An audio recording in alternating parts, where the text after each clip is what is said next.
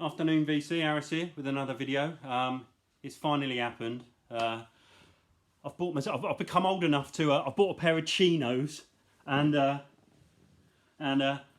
got banana plugs on my amp. Oh my god! I tell you, audiophiles, chinos, banana plugs, audiophiles. Harris has entered the chat. Oh my god, it's amazing. One day you're sort of the talk of the town. A girl in every bar, party until 6 a.m, and then you wake up one morning and you're wearing chinos and you're arguing with a bloke from Norway called Sven Gunson on the Hi-Fi Serious forum about the benefits of banana plugs. What happens? Life just goes by like that, doesn't it? It's crazy. But I was watching Vinyl Richie. He's done his best of 1980, and I always watch these rundowns. And although I've always got records and I love the years, I never feel compelled to do one. But the 80s is kind of, well, I think the 80s is the greatest period of music ever. I don't think there's any era comes close, but I know there's a lot of people who disagree. So I've done my top 10 from the 80s. Kicking off, number 10, Killing Jokes, eponymous album. I've shown this before, first press, gatefold. Bought this last year actually. It's half an amazing album. Side 1 is absolutely fantastic. Requiem, War Dance, Tomorrow's World, Bloodsport, brilliant. Side 2 not as good, I don't think. It's got the weight on it, which I think did Metallica cover the weight. I'm not a metal rock fan, to be honest. So, yeah, side 1 of this is absolutely fantastic. Side 2 trails off a bit, but a brilliant album. I'll take side 1. Killing Jokes, eponymous first album, number 10. Number 9, oh my days. Adam and the Ants, Kings of the Wild Frontier. Just huge in the UK. Took over, really. Funny enough, if some of these songs came out now, I'm thinking Dog Eat Dog, Ant Music, Kings of the... They'd probably be in the Wire magazine as being sort of avant-garde. It's got those Burundi drums, sort of the Dwayne Eddy-ish or twangy guitars. They are sort of verging on the avant-garde, but back then it was... That's the thing about this year, 1980. It was quite an experimental year. Punk had obviously happened in England really in a big way, in a way it probably didn't happen in America, in a way that it invaded the charts. So, the Clash were in the charts, Sex Pistols were always in the top 10, the Buzzcocks were in the top 10, the Undertones were in the top 10. Punk was quite a big deal, and so for the years following, the record company sort of lost control a bit and didn't really know what was going on. I would say up until about 81.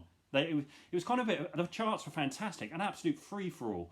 And this exemplifies it really. I mean, this was the ultimate pop act of the time, Adam and the Ants, but it's just a great album. And it's, as I said, it's pretty left field viewed within the filter of today's pop acts. But yeah, brilliant stuff. Kings of the Wild Frontier, Adam and the Ants, number 9. Number 8, a sort of a counterpoint. Vinyl Richie had Echo and the Bunnymen in there, and I've got to say, I never really went for Echo and the Bunnymen. They always seemed to me they were aiming for sort of stadium rock, which some of their songs I loved, but the counterpoint to that is their mates, also on the Zoo record label, Teardrop Explodes, Kilimanjaro. Fantastic album. Teardrop's debut. This is just a brilliant psychedelic pop album, and it's not really heavily psychedelic, but there's just some sort of light psychedelic touches. It's pretty much all killer. Sleeping Gas, Treason, which is fantastic, Reward, Boys Get Their Promises, Bouncing Babies, Books, When I Dream. I mean, it really is just a marvellous pop album. Still pick it up in the UK, certainly, really cheap. You can still get this £5 to £7, and a brilliant album. I think this exemplifies what I loved. What Echo and the Bunnymen weren't, because Echo and the Bunnymen were just kind of... I did enjoy them, but I always got the feeling they were looking to become the next U2, whereas the Teardrop Explodes were just it was just pop, and it was fantastic. I mean, I like both bands, but yeah, this is the one. Fantastic, Kilimanjaro, Teardrop Explodes. Don't know why they changed the sleeve. I mean, the original sleeve wasn't great, but this is a strange sleeve. Number 7, great album. Elvis and Costello. Elvis Costello and the Attractions, Get Happy. Brilliant. Look at there's a ringwear competition on at the moment. I bought it like this. Unbelievable. Thatcher's Britain. Quality had gone out the window in 1980. And yeah, brilliant. I think it's strong. Maybe it doesn't have the absolute high points of the first 2 albums, but is most consistent. This is great. Influenced by Tamla Motown, Stax, Ska, brilliant. Like a lot of these records, you know, that sort of, I suppose the first generation of Windrush immigrants into Britain, where their kids were now at this stage about 15, 16. White kids were mixing with them at school. Their parents had ska records. It was all feeding into British culture. So a lot of these records have got ska, reggae, soul influences. And 1980 was a big year for that. And this is a great album. Produced by Nick Lowe. 20 songs on it. Sounds pretty good. It's only one bit of vinyl. He put some rubbish on here about how he's developed this way of getting all the... I think he calls it groove cramming, but I think that's just Stiff Records being a bit cheeky. I don't think there's such a thing. He says he's found a way of making 20, 30-minute sides of music sound amazing on bits of vinyl. But yeah, brilliant album, this Get Happy, Elvis, Costello and the Attractions. I think they're strongest. Certainly the one I've played the most, but the first three are brilliant. Number 6, Colossal Youth by the Young Marble Giants. Probably best known for Courtney Love covering... what did she cover? Credit in the Straight World off her biggest album, Live Through This. Really great album, this. I watched a Norman Maslow video once, and he was playing one of these tracks.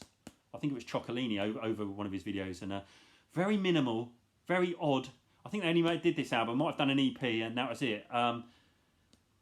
Just a strange album. Just very, very minimal. A guitar, an electronic keyboard, a drum machine. Nothing much sounds like it. Bit of an acquired taste. It becomes quite addictive after a while, but yeah, I love it. I absolutely love it. Colossal Youth by Young Marble Giants. This is an original pressing on Rough Trade. Next up, I've mentioned this a few times. Not dissimilar to Colossal Youth, Young Marble Giants. The Return of the Dorati Column by the Dorati Column. It was their debut. Again, drum machines. Produced by Martin Hannett, the guy who produced Joy Division. And the Happy Mondays Bummed. And then very minimal, no lyrics, no singing, just an Echoplex guitar, beautiful ambient guitar lines. This is the original press on Factory Records. This is the sandpaper sleeve, or the reissue of the sandpaper sleeve. The original first 1,000 pressings of this in 1980 came out in an all sandpaper sleeve, designed to destroy any record that came next to it. It was like a situationist prank, but yeah, The Return of the Dorati Column. Oh, I love it, absolutely love it. Number 5. This is where the UK and America really split off. Searching for the Young Soul Rebels, Dexys Midnight Runners. In America, I think Dexys Midnight Runners are viewed as a kind of a joke act, although some may argue in England they are. But in England, this is the record that came before 2IA, where they had their first number 1, Gino, off it. Again, influenced by soul, Stax. Fantastic album. Absolutely fantastic. And it's got the amazing, I think, There, My Dear, which is an absolute barnstormer. 7 Days Is Too Long, which is a Northern Soul cover. Can't remember who did 7 Days Is Too Long. Was it Chuck Wood? I think it was Chuck Wood did it. I mean, the original's amazing, but this is superb. But this was such a big album in Britain. Gino, straight in at number 1, I think. Fantastic. Searching for the Young Soul Rebels. Obviously, the follow-up was even bigger, 2IA with Come On Eileen. But, I mean, even without that, they were huge in the UK, Dexys. And this is a marvellous album. Absolutely marvellous. Number 3. Madness, absolutely. Just an incredible album, I think. Their strongest by far, in my opinion. Super. When they do those sort of the best English albums ever, and it's always like the Kinks, the Beatles. There's that English thing where when English bands write about England, they do it about sort of pencil sketches of failures, like for instance the Kinks, Mr. Pleasant, or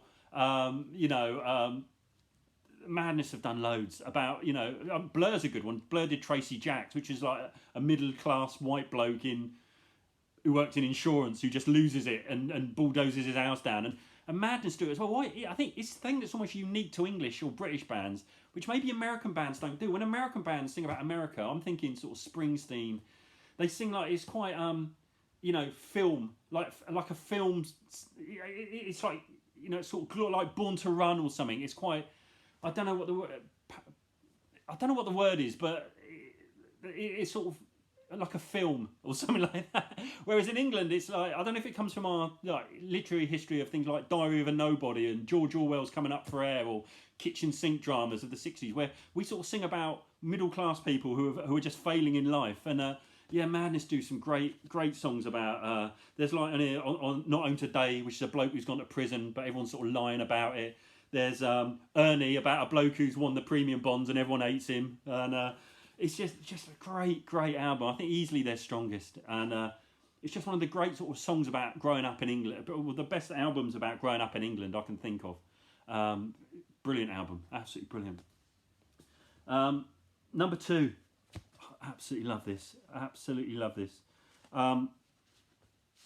Grace Jones, Warm Leatherette. Obviously mostly covers. This is brilliant. I've just played it again. It's brilliant. Obviously it's got the Normals Warm Leatherette on it, but it's got Private Life by the Pretenders, Love Is the Drug, Roxy Music, The Hunter Gets Captured by the Game, which I think was that the Marvelettes, I think, and a few other covers, and it's all killer. I think it's their strongest album.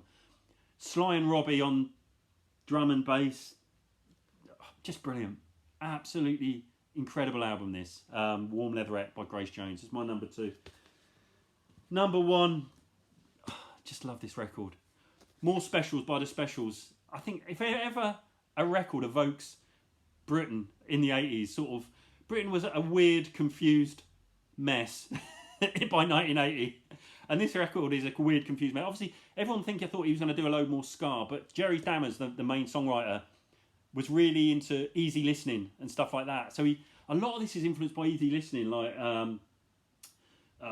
International Jet Set, Enjoy Yourself, which has got just this terrible drum machine and everything's falling apart, and Stereotypes is fantastic. If you want to hear a song that evokes going out in Britain for your first drink when you're 16, Stereotypes, which has kind of got a Spanish easy listening vibe to it. I remember when I think this was one of the most records that got given back to second-hand record shops after people bought it, because obviously Specials had their debut, which was bought solely by sort of 11 to 17-year-olds, and it was ska and punk and people, and then this came out and it was just so confusing. I mean, I remember buying it and I just remember thinking, this is dreadful, and then after about 10 listens, it's like, this is bloody brilliant.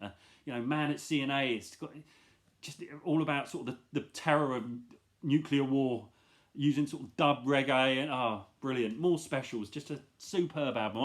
I think maybe better. I mean, the debut's amazing, but this is the one I've listened to more. Just a brilliant record. More Specials by the Specials, and it split the band up because they hated it after the band. They thought it was dreadful, but yeah, I still love it. Absolutely love it. Anyway, that's my top 10 from 1980. There'll be more videos soon, and I'll speak to you again shortly.